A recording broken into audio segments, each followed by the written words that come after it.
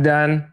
But Deleuze and Guattari are done with psychoanalysis. It's over. It's too limiting. It had its day. So brace yourself for some dissonance, and you may have to work out for yourself which side you fall on.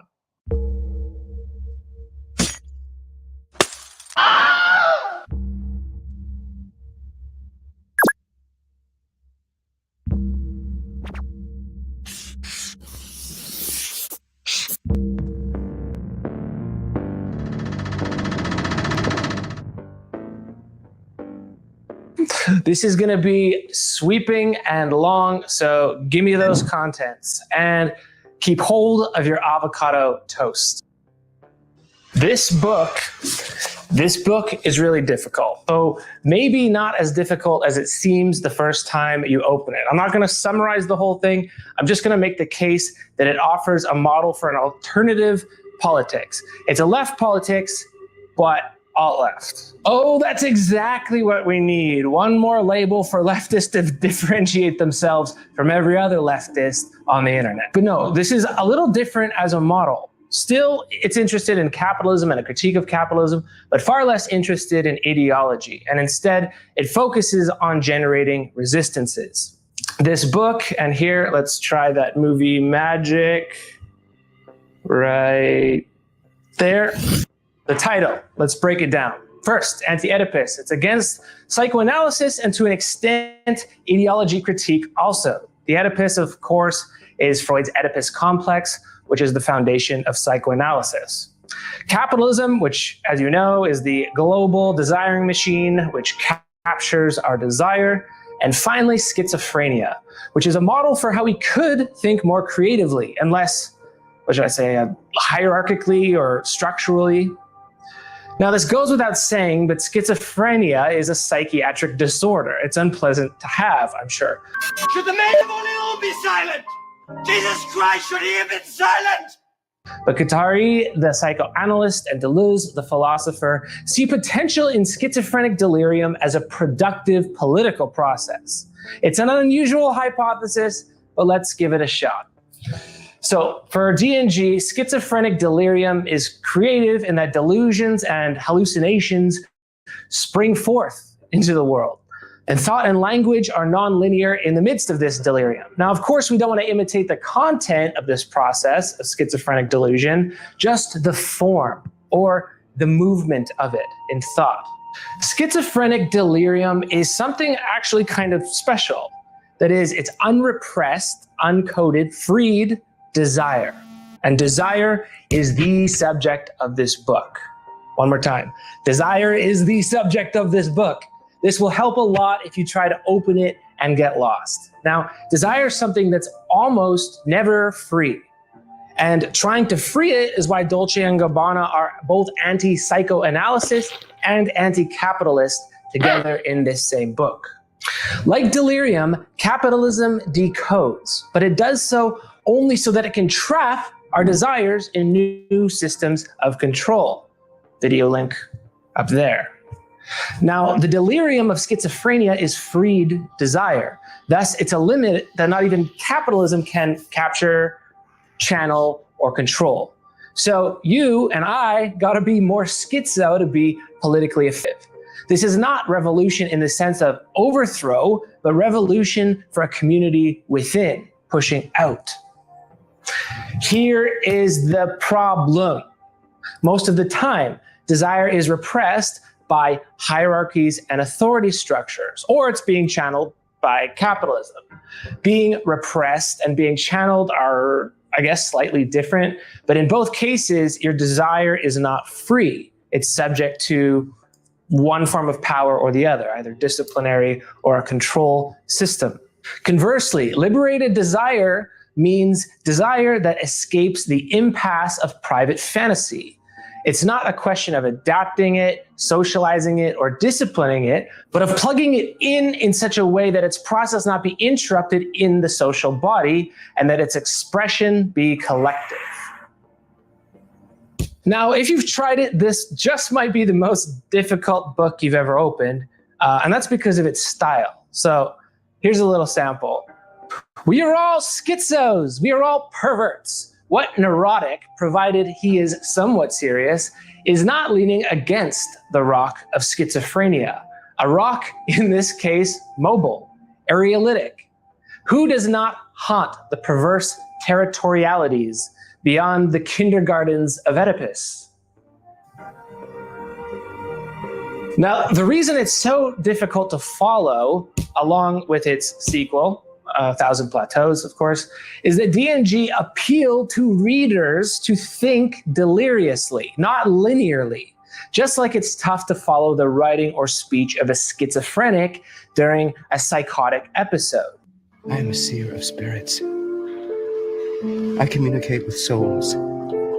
You know, I can't eat because I don't have a stomach, or an alien civilization is trying to steal my thoughts.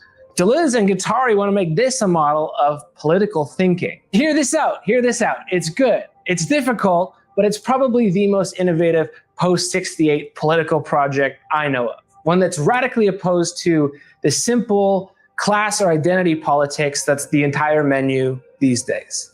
And not everyone thinks so. Uh-oh. For these guys, Deleuze is either a fake anti-Hegelian or politically impotent, or most weirdly, a crypto-authoritarian statist. Sorry, no, not getting into that. Bye-bye, boys. Okay, watch this. Go. The politics of capitalist realism. So first, I need to set you up with the problem that's being solved here, hopefully. And the problem with left politics in the 70s don't really seem all that different from the problems with left politics today. So this book holds up. Anyway, the main problem is our political world picture. In this picture, the world is broken up into zones and regimes of authority. If we are picturing an anonymous political subject, it'll be layered something like this. There's a nice picture: body, mind, social, political, and then we'll just call this world -historical. It's that which is outside ideology. We could also call it, I don't know, material conditions, but it includes facts such as ownership and capital, most importantly. Okay, so each concentric sphere here is sort of circumscribed by the one larger than it. Your mind is within ideology, which is inside the world historical, and so on. So I'm picturing this just as a version of a political mindset, one that we kind of have as default. We have individuals whose vision of the world historical, namely capital, is obscured by ideology. Ideology, of course, makes sure that nothing changes out here. So for a leftist, and especially an online leftist, all politics turns into making a stand in these zones, because down here, the mind and the body, these zones have been abandoned to medical professionals, namely psychiatrists and doctors. Leftists, for that reason, don't often make claims to these zones, except for Deleuze and Guattari, of course. Then outside of ideology, the most encompassing sphere is, you know, the world, including facts such as ownership, the truth about labor and material conditions, and you could just say history. This regime is known to economists, historians, and other scientific specialists. And this, of course, is the region that everyone hopes to change, hopes they can change, but it feels impossible. So what happens instead as a consequence is all these territories are marked out and argued about on the internet. So this diagram, for me, explains to leftists why not everyone is a leftist. You can't change material conditions because ideology is in the way. And you know, too many simp dads are watching propaganda on TV, and that's why we can't have nice things, or the things that we want. Access to health stuff, education, wealth redistribution. But all politics, for the most part, is limited to this region. So what you're doing when arguing about politics is just arguing over zone control and setting up these little camps in here. Campground politics. And of course, the world historical is never affected by discussions or debates like these. And yet, so much of our time is spent in these zones with all manner of activists, pundits, experts, theorists, YouTube channels, yep, I'm in here too, here to explain why not everyone agrees with us. But hey, here is the picture of capitalist realism, at least my picture. So everyone has their zone and everyone stays in their zone. Medical professionals down here, culture warriors here, the cancelers and caller outers here, and then the clubs of, you know, anarcho, communo, accelerationo, crypto, primitivo, Lenin, Mao, whateverists. And not a single one of these labels makes any difference, by the way. Then the real world keeps on trucking, you know, where capital actually flows and where wealth begets wealth. But every cause camper and LARPer gets to go to bed thinking that they've had a good moral day because they posted about what they believe the world should look like on the internet. If this looks like a problem to you, then maybe Deleuze and Guattari have a project for you. You may find this interesting. Give me that ding. Delirium. So here's our campground. Everyone's in their zone, doing whatever they're doing. Now here's what happens in schizophrenic thought, which doesn't stay inside the lines at all. It's crossing boundaries because that's its defining feature. Should the man of Orleans be silent? Jesus Christ, should he have been silent? Now, the schizophrenic claims authority over world history, declaring himself to be Napoleon or Jesus, then takes it back and writes it on his body, not even on the outside, but inside. The doctor has stolen his stomach. There is no boundary between the inside and the outside. The NSA is eavesdropping on his thoughts. His thoughts are outside of his head. Someone has planted chips under his skin. Can you see what's going on here? The schizo does not limit themselves to territories. Schizo thought takes over every territory, and you can't keep up with it. To get ahead of capitalist realism, this is what we should be going for: a process and not a goal, a production and not an expression. Here we can also see why Delari object to psychoanalysis. All of your motivations and behaviors are interpreted here, opposed to the father displacing the desire of the mother. This is another apparatus for limiting desire, not freeing it. And note, Guattari was a student of Lacan before this, and he quit the team. While most of their derision is directed at Freudian analysts, they do claim that Lacan changing the mommy-daddy triangle to one of algebra, you know, law, objet, desire, it's really just kicking the can further down the road without explaining anything more about desire, qua production.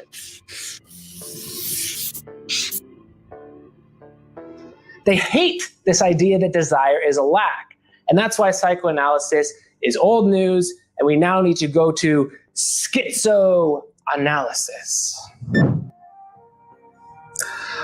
All right, I'm hoping you'd like to know what this book actually says, and then I'll give you some examples. Here's the movement of schizo desire. The code of delirium or of desire proves to have an extraordinary fluidity. It might be said that the schizophrenic passes from one code to the other, but he deliberately scrambles all the codes by quickly shifting from one to another according to the questions asked him, never giving the same explanation from one day to the next, never invoking the same genealogy, never recording the same event in the same way. So this freed, fluid desire resists capitalism, which wants you in a demographic so that it can create needs for you or desires. The schizo is too slippery for all that. Let me give you an example. Judge Schreber. Schreber wrote a now famous book from a mental asylum in 1900. Everyone, including Freud, uses it as the paradigmatic paranoiac schizoid. The psychiatric system is obviously repressive.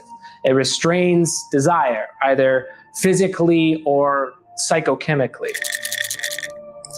But from here, Judge Schreber creates this complicated mythical universe full of magical rays and miracles, upper gods, lower gods, voices of nerve language, and struggles against the order of the world. It's bizarre, paranoid, because Schreber is schizo, but he's definitely not staying in his zone. he goes all the way up to God, into history, then back into his own body, claiming authority. I am God. I was not God. I am a clown of God. Now, the God of Schreber's world is punitive and demanding.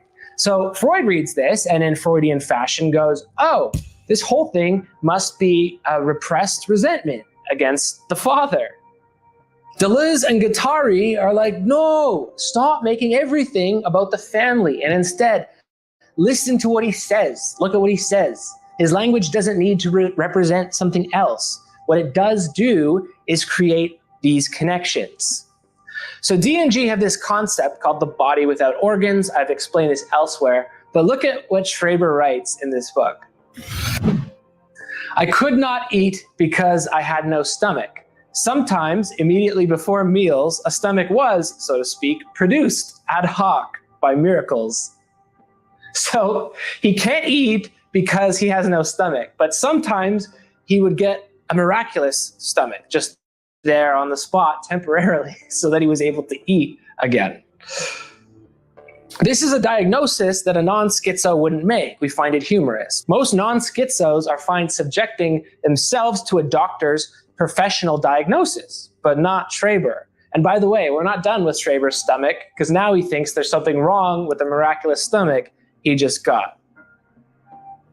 The Viennese nerve specialist miraculously produced in place of my healthy natural stomach a very inferior so-called Jew's stomach. Naturally, this never lasted long. The stomach which had been produced by miracles, in any case, only an inferior stomach, was usually removed again miraculously. Stomach appears, stomach disappears. His doctor miraculously puts in an inferior Jewish stomach into his body and then miraculously takes it out again. Bing, bing. So aside from being a pretty humorous delusion here, we can also note that racism is part of Schreber's delirium. Obviously, we don't like the racism, but then again, look to the form of the thought instead of the content. And ask the question then, what is a race? So races make up the world historical. They're way out here in our diagram. Part of human history that extends past us as individuals in both directions. So Deleuze and Guattari note that the schizo moves through the whole world and all of history fluidly, marking out his own body as a territory of history. So yeah, what Schreber said is racist, but the point is that all these disparate regions can be intimately and creatively connected. The inside of the body connects directly with world history in this case. So in their interpretation, here are their words. First things to be distributed on the body with their organs are races, cultures, and their gods. The fact has often been overlooked that the schizo indeed participates in history. He hallucinates and raves universal history and proliferates the races. All delirium is racial, which does not necessarily mean racist. So Deleuze and Guattari's problem with psychoanalysis is that it claims to be listening to the words of its patients, the analysans. But really, what they do is ignore everything except what can relate to family dynamics, thus God equals father. But this misses all the creative boundary crossing that's happening right in front of their face in this Schreber case. That's right. Oedipus is completely useless, as the schizophrenic has escaped the mommy-daddy triangle.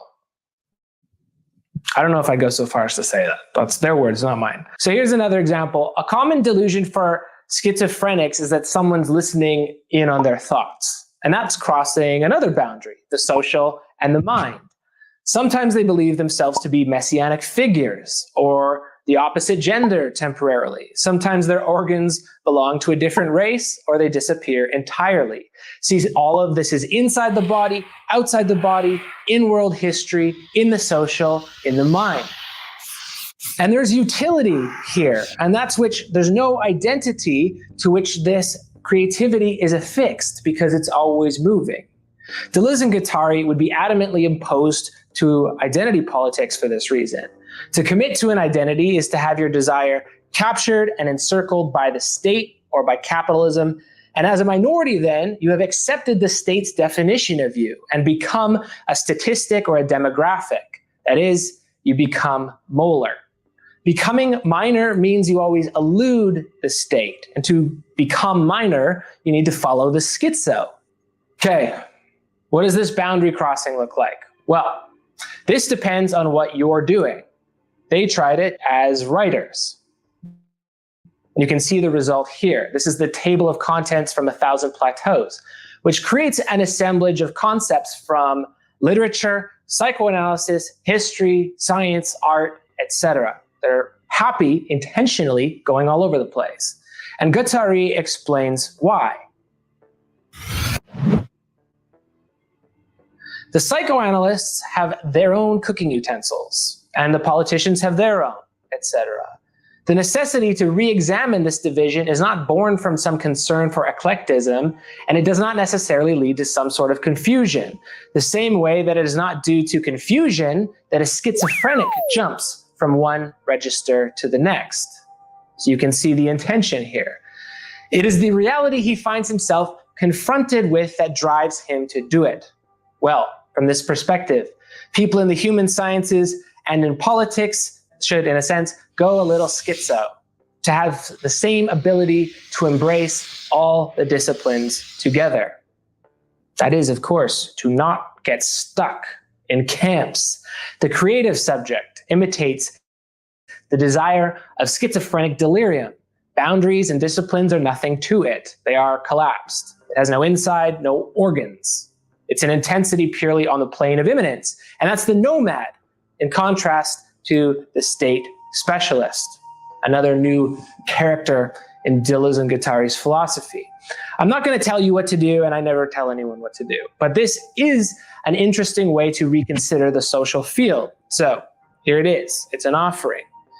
These days, and I spend an unfortunate amount of time on the internet, so I know this, but these days people are all trying to make themselves specialists within boundaries of their field. I speak as a socialist, and I speak for the socialist community, so to speak. I speak as an anarchist. I speak for the gay community. I speak for the black community. As a blank, here's what we say. Now, as soon as you speak as an identity, you have stopped becoming that identity. And the risk is then you're stuck. Then your community becomes a demographic for capital interests, including politics, as a voting bloc. Revolutionaries and nomads do not speak to the state. They seek to subvert it creatively. As you can guess, here's where capitalism and schizoanalysis come in as sort of opposing forces. Politics as this I speak as a blank to the state is actually useless, and it's made useless by capitalism. Capitalism is a channeling machine, and it has no opinion of you or your identity. In fact, it decodes your identity and whichever community you identify with.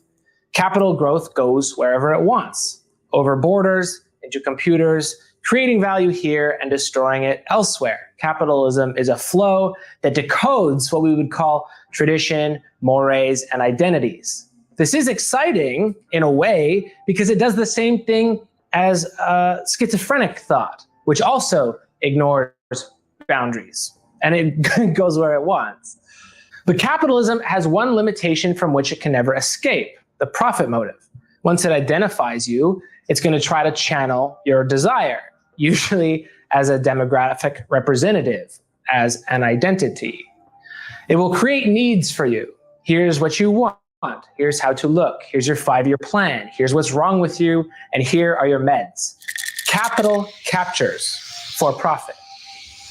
Now, this can be a bit overwhelming, but it also demonstrates that there's a limit to capitalism.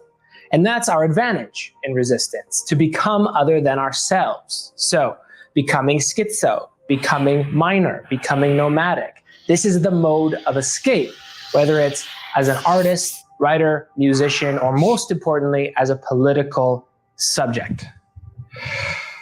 This has, by the way, both revolutionary and fascist potential.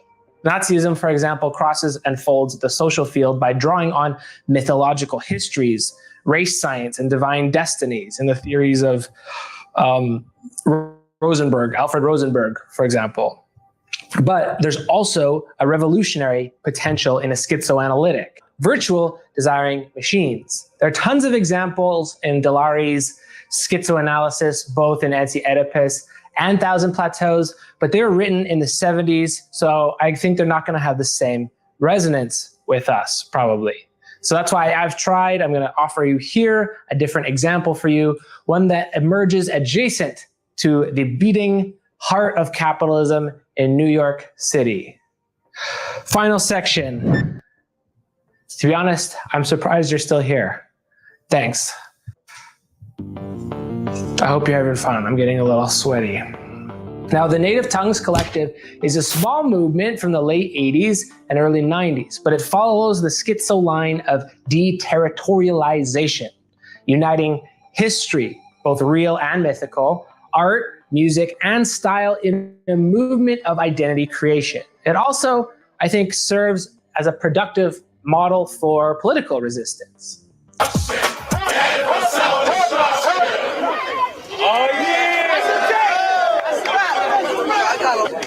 It was all part of a searching for our identity as people of color, as Black and Latino people. Well, who are we really? You know, because it wasn't enough for us to just have our own culture during that time called hip hop. We were like, wait a minute, why don't we embrace where we came from? Like, this is great because it actually hits so many of the right notes in terms of applying theory, becoming minor, deterritorialization, and artistic innovation past the edge of capitalism. At least it was past the edge.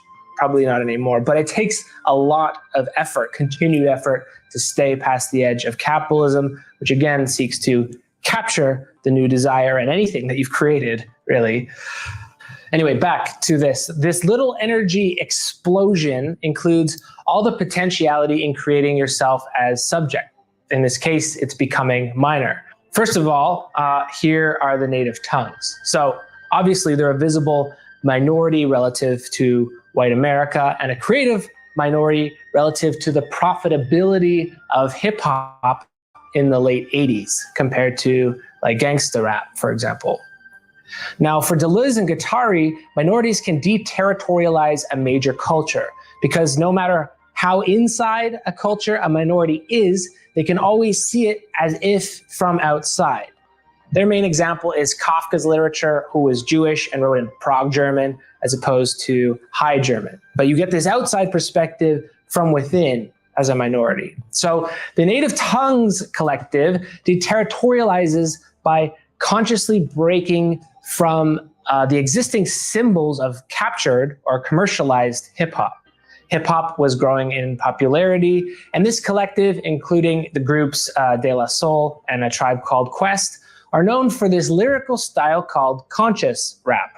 And the implication, I guess, is that other rap is unconscious, and that would be a fun little rabbit trail to go down. But anyway, they immediately distance themselves qua image from the bling gun thug image of the emerging gangster rap. We started giving rappers Zulu beads and African medallions. We was like shaming people that still wore jewelry. You know what I mean? And we would get on them and get on them and get on them. And we put so much pressure on rappers themselves that even LL Cool J and Run DMC took their jury off. In this video, De La Soul does it explicitly. This is called Me, Myself, and I by De La Soul. Rejecting one hip-hop uniform, they re-territorialize themselves with African regalia, spinning off the aesthetic of the universal Zulu nation. In Deleuzean terms, becoming African-American and folding identity and world history together to create a divergent and new line of flight. It's schizophrenic in the same way that Schreber thought about the race of his stomach, except now we're applying it to an image.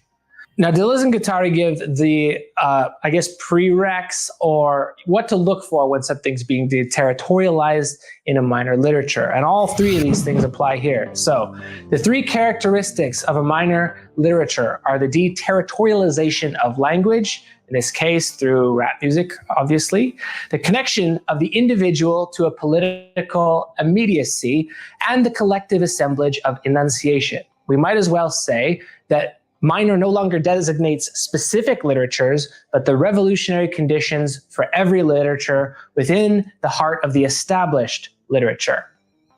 By the way, it's from a different book, the Kafka book. So minorities really don't have the privilege of not being political. A minority stance vis-a-vis the state is ipso facto political, and the native tongues embrace this, pushing outward in every direction at once. Here's another line, or novel line of flight. Hip-hop tends to be hyper-masculine and violent, even. And the native tongues included anthems like Queen Latifah's Ladies First and Unity, which used a masculine or masculine-dominated medium to vocalize issues like domestic violence or speak towards the empowerment of women. Deterritorialized. I wish I could show you more examples, but I don't want to get murdered on the copyright, so please look up these examples. This is all political, and it never sticks to a zone.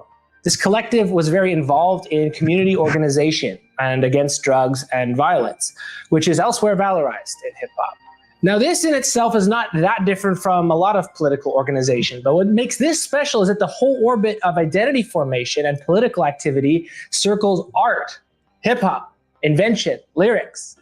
Now, I don't know anything about music theory or history other than to say, you know, I like the lyrics and I like how this sounds and I like the samples. But all the sources that I looked at for this speak to the innovation of the sampling and recording used especially by the groups De La Soul and a tribe called Quest. For example, sampling jazz music. And the main Deleuzian point here is that all of this comes together, the art, the style, the image, the identity formation. So the Deleuzian descriptor for all of this is an intensity that sort of burst out into all this stuff, identity, image, art, and politics, all at the same time. So this is not a purity politics, not a politics of scolding people, not a politics of stepping on Twitter rivals. It's a politics entirely of creation, inventing styles, identities, and coloring outside of lines. A politics of creativity. This becoming minor isn't overly concerned with answering the major, because instead it transcends the channels it creates for desire. No doubt, and of course this always happens, it was eventually commercialized, now it's cheap, but the ongoing goal of deterritorialization here is to always stay ahead, to keep your desire out in front. Commercialization is always rearguard because capitalism is not free desire, and that's always the schizo subject's advantage. So this is not another manifesto. God knows there are enough of those. But Deleuze and Guattari in these books are trying to unite form and content. For them, philosophy has gotten boring, stale, cut off, and put into boxes and academic departments. We could say the same thing about our political positions, always focused on the cause of the hour and who broke the rules, when there's a world's wealth out there of connections, styles, histories, mythologies even, to be created or recreated. If we were doing politics like this, there wouldn't be a purity test at the door and factions would have no use. Anyway, that's my appeal. And to a lesser degree, this philosophy reflects what I kind of hope that this channel does, namely to be informative, not boring, creative when I can be, and adverse to the prevailing winds of online media. So you can thank my patrons who picked this topic. For the rest of y'all, they're keeping this going. So thank you, deep thanks to them. Supporting my work there is not just a one-way exchange either. Patrons get a whole bunch of more in-depth content on the stuff that I deal with here. So if that's a draw for you, check it out. Now we got to do this call to action. So giving a call to action with Deleuze and Guattari is always tough because everyone wants to know, you know, what can I do? And they walked their walk by doing what they were trained in, that is writing books. I'm trying it with YouTube and not very well, actually. This is definitely not a schizophrenic episode. It's extremely linear, like this. but I have to walk before I run. Okay, so native tongues did it, of course, with music. So to you, if you're a writer, activist, cartoonist, academic, musician, or a memer, the call to action here is just to go schizo. And what does that mean? Cross a boundary, make a new connection, try something, experiment, stay ahead of the curve. Go schizo. All right, this is Plastic Pills. Go schizo.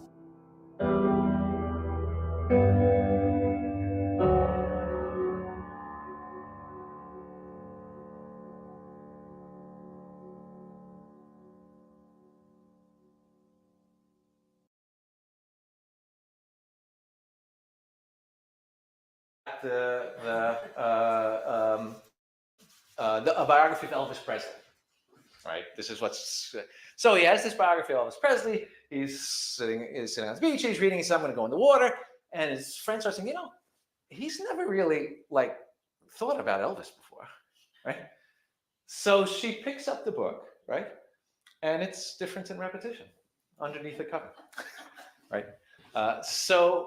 This was the intrigue he had, right, with Deleuze, he made some suggestive remarks, but I think it was sort of left to others to think, okay, what might have been there for narrative work in Deleuze, right? And this is where this got taken up and moved forward. Okay, so the next step then is I want to talk about Foucault a bit, and then we'll talk about Deleuze. But before we go there, let me ask about questions or thoughts. Anything left over on this, just the historical background here? Sven, looks you maybe yes, no? Good? Okay. Okay, yes? Okay, so let me talk about Foucault a little bit, right? I was just, yeah, go ahead. I was just thinking about that existentialism fits very well with the neoliberalism. Keep going. Because in neoliberalism, it's your own project and you're own responsible, and it's all about this self-leadership or self-management. So it's your own responsibility to make meaning, and you're it's meaningless, and you're on your own. And what we see here today in the early liberalistic times is that people feel lonesome, they get stressed because they are on their own, which fits very well with the existentialist approach. Yes, it's interesting you say that, Alan. I think that's right, and it's interesting, particularly in Sartre's case, because what Sartre tried to do later was align himself with the radical left.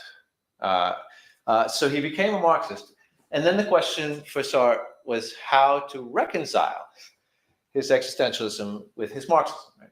And he wrote a book, The Critique of Dialectical Reason, right, in which he sought to show how you could be an existentialist and the Marxist at the same time. Right? And I will say, how shall I put this, that not all critics of that book think of it as a smashing success. But it was his attempt to do that, right?